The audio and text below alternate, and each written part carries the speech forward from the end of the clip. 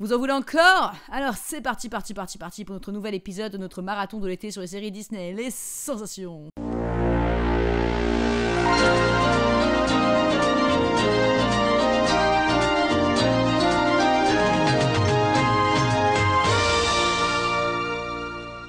Aujourd'hui, on va parler de la série animée adaptée du superbe long métrage d'animation qui a complètement relancé la popularité de Disney dans les années 2010 et qui est clairement supérieure à La Reine des Neiges, j'ai nommé Réponse. Réponse, la série a été diffusée sur Disney Channel en France à partir de 2017 et le dernier épisode a été diffusé en mars dernier aux États-Unis. Donc comme c'est une série encore récente, on va essayer de pas trop spoiler pour ceux qui l'ont pas vue. Même si honnêtement, je comprends pas pourquoi est-ce que tout le monde en fait tout un cake de se faire spoiler. Sérieux, ça change quoi à l'histoire de savoir à l'avance que Flynn Rider est en fait... Ok, je me tais, vous le verrez par vous-même. Bref, la série se passe directement après les événements du film et avant le court-métrage de 2012, Le mariage de Réponse. Comme beaucoup de séries Disney, le premier épisode est en fait un long-métrage d'environ 1 heure. Pour résumer, Réponse se prépare à se faire couronner, sauf qu'elle est pas trop sûre de vouloir déjà se poser, avoir un CDI, se marier, etc. alors qu'elle vient tout juste de sortir d'un confinement de 18 ans. Du coup, sa dame de chambre, Cassandra, l'aide à s'échapper du château pour une petite balade nocturne autour du royaume où elle tombe sur d'étranges rochers noirs qui lui redonnent tous ses cheveux magiques. Bon bah suite à ça, le couronnement se passe pas exactement comme prévu, hein. Les cheveux de Réponse sont exposés au grand jour, Réponse met un gros stop à Eugène quand il la demande en mariage, et au final le père de Réponse accepte de lui lâcher un peu la bride pour qu'elle puisse explorer le royaume avant de se poser dans son rôle de princesse. Les gros rochers noirs, le mystère qui les entoure et le lien qu'ils ont avec les cheveux de Réponse sont le gros élément d'intrigue de la série. Pendant toute la saison 1, les héros vont chercher à comprendre ce que sont ces rochers pour ensuite partir hors du royaume pour aller au bout de ce mystère dans la saison 2, puis enfin gérer les répercussions qu'ont provoqué les rochers dans la saison 3. Bon, je résume très vite fait, hein, mais c'est dur de parler de l'intrigue en profondeur sans spoiler. Comme vous le voyez, l'intrigue est assez creusée et reste en lien avec le film. On n'a pas l'impression que les scénaristes ont bullshit une intrigue juste pour faire une suite.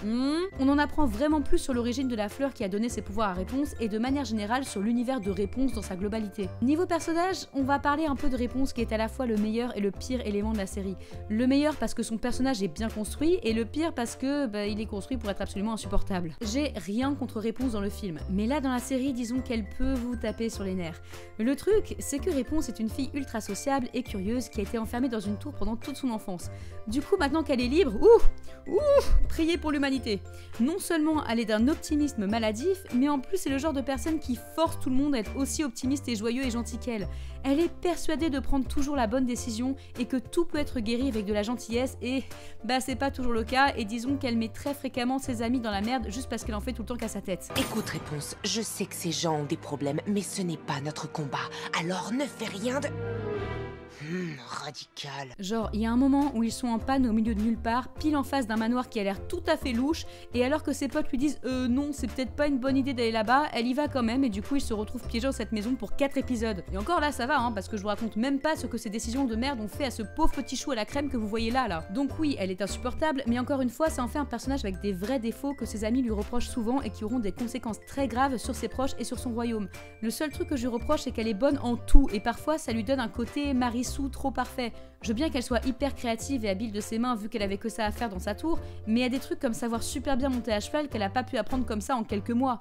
Alors oui, c'est cool de voir une princesse qui soit à la fois traditionnellement féminine et badass, ça manque ce genre de personnage féminin, mais ça aurait été trop demandé qu'il y ait un domaine qu'elle maîtrise pas. Sinon, Flynn Rider / Eugène Fitzherbert / Horace, fils illégitime de Miguel et Tullio, est toujours aussi fun que dans le film. Franchement, je crois que j'aurais pas tenu 3 épisodes sans ses répliques sarcastiques tellement Réponse me prend la tête. Le seul truc, c'est qu'il est complètement imbu de lui-même, genre on est au niveau de Gaston en termes de narcissisme, alors que dans le film, c'est juste un gars avec beaucoup d'ego, il est pas non plus complètement amoureux de son reflet. Sa relation avec Réponse est intéressante, lui il veut vraiment l'épouser, mais elle ne se sent pas trop prête à s'engager. Donc dans la saison 1, même s'ils restent en couple, leur relation ressemble plus à 2 meilleurs amis que de jeunes amoureux. Du coup la série n'est pas axée sur la romance, mais davantage sur l'aventure et l'amitié, ce qui me va très bien personnellement. Il y a aussi le fait que Eugène est plus âgé que Réponse, il a genre 25 ans, donc là où lui est prêt à se poser après une vie d'aventure, Réponse qui sort tout juste de l'adolescence a au contraire envie de voir le monde. C'est une dynamique qu'on ne voit jamais dans les couples Disney et qui leur donne un aspect très moderne et réaliste. Il y a aussi plein de nouveaux personnages comme Cassandra, la meilleure amie / dame de chambre de Réponse, qui est aussi froide et cynique que Réponse et lumineuse et agréable, et leur relation est superbement bien construite.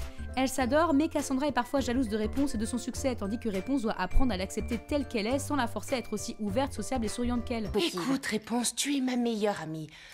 Mais tu partages tout, c'est dans ta nature et je respecte ça. Mais tu dois aussi respecter que je ne veuille pas te confier mes secrets. On a aussi Varian, un jeune alchimiste dont je ne vais pas trop parler pour pas spoiler, mais qui est aussi très bien développé, même si certains retournements de situation concernant son personnage sont un peu précipités. On a des nouveaux méchants, toute une mythologie autour de la fleur et de son penchant sombre, la pierre de lune, quelques chansons, bon parfois géniales, parfois un peu plus chiantes.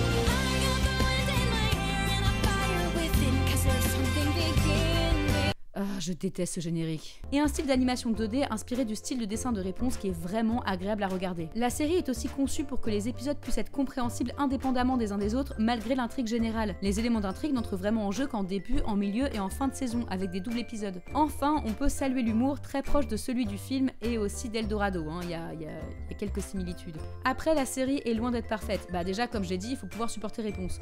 Ensuite, faut pas oublier que c'est une série pour enfants et si les personnages sont nuancés, les morales elles sont très niaises et pas subtil pour dessous. Le fait qu'il y ait autant d'épisodes sans lien avec l'intrigue peut aussi devenir assez chiant. Sérieux, il y a autant d'épisodes filler que dans Steven Universe. Le personnage de Shorty est complètement inutile, c'est le genre de comic relief qui ne sert à rien à part dire un truc random de temps en temps, et franchement, les autres personnages sont déjà assez drôles comme ça, il n'y avait pas besoin de foutre une copie d'Olaf. Et enfin, certains éléments qu'on apprend sur les personnages ne sont vraiment pas nécessaires, genre Eugène qui est en vérité... non, je ne l'ai pas dit, pas de spoil. Pour conclure, Réponse est une bonne série qui plaira aux fans du film avec quelques faiblesses scénaristiques mais de très bons personnages. Je vous laisse, j'ai moi-même une princesse blonde, naïve et beaucoup trop optimiste à surveiller. JB. Listen up, if you please, listen to my melody. Folks, she wrote every note, so listen up.